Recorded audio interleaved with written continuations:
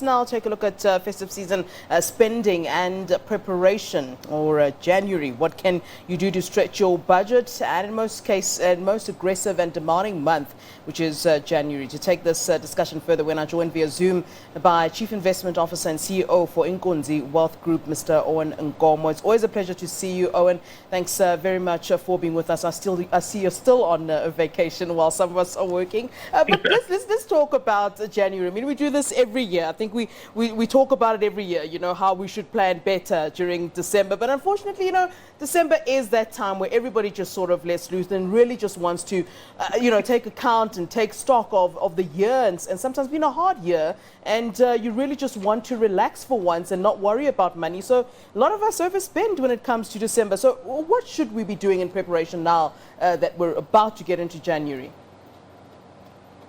Thanks for having me, Flo. I think that December is always a tricky one for us because, we're working very hard throughout the year, and you think that it's time to spend a little bit of money.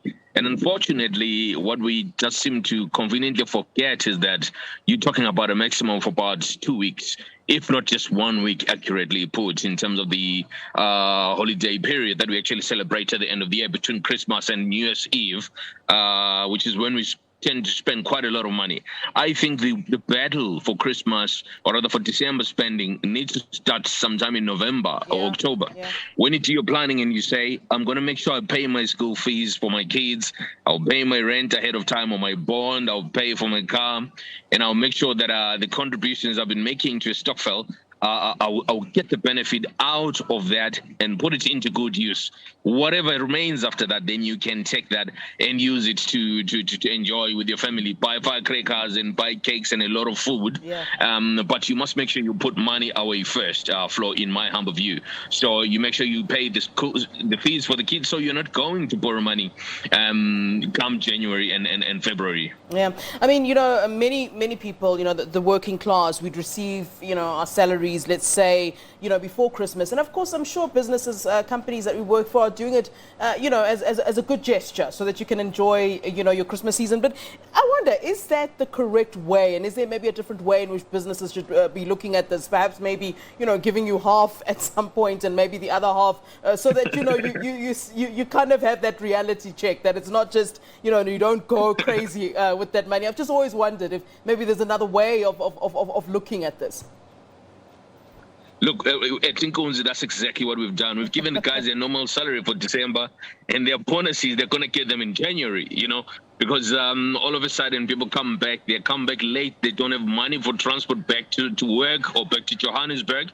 So we decided, let's just give these guys the money in the first week, so that at least they've got some cash to come into the next year with. And I think that has been working for us for the past 2 years. And I do think that other companies need to start considering that. Because, Flo, we might try to say we can budget, we can plan as much as we want. But let me tell you, when the December sales come through, when the fun and games start, you want to be there. You don't want to be left behind.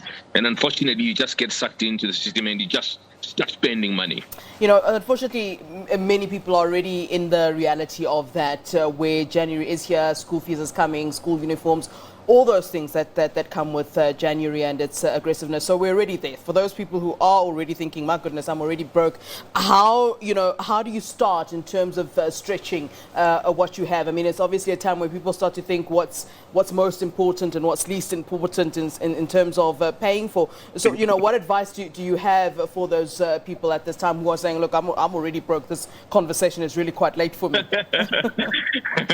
So, look, what I want to suggest is that you must take maybe consider, borrowing money, but at the right price, and use it for the right things. Because what we do with money, we go and borrow money to pay off debt. We borrow money to buy food, which ends up as manure somewhere out there. Yeah. You must instead take that money and use it for the things that you need to make sure that you cover in January. You don't want your kids being kicked out of school.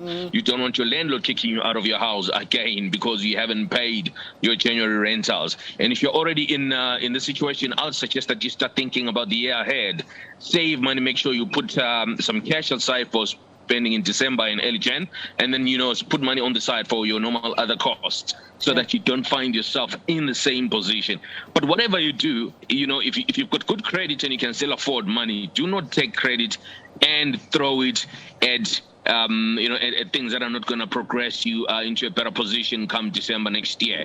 So I do advise our people to start making sure they save and they dedicate some money for December and January, and then they live their normal lives, with the balance of the cash being used to pay for the normal expenses flow. And I think that is very important for us to also teach our kids to start, saving as well, so that we change this mindset that says we're going to be floating out there, and continue to ask ourselves the same question for the next few years and generations flow. That's my view. All right, Owen, thanks very much for your time and certainly your advice.